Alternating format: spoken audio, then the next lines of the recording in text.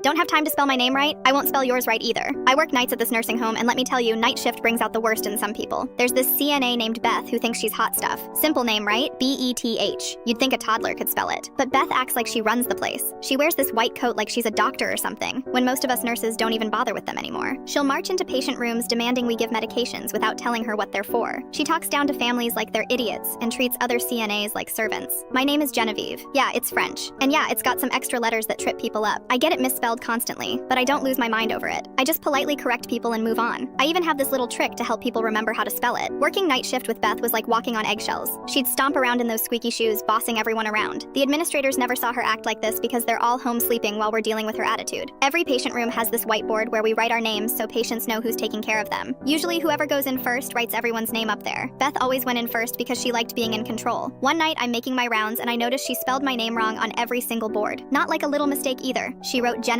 which isn't even close. I figured it was just an honest mistake, so I fixed them as I went. Later, I found her in the break room eating someone's leftover pizza from the fridge. Hey Beth, I noticed you spelled my name wrong on the boards. No big deal, I fixed them. But for next time, it's Genevieve.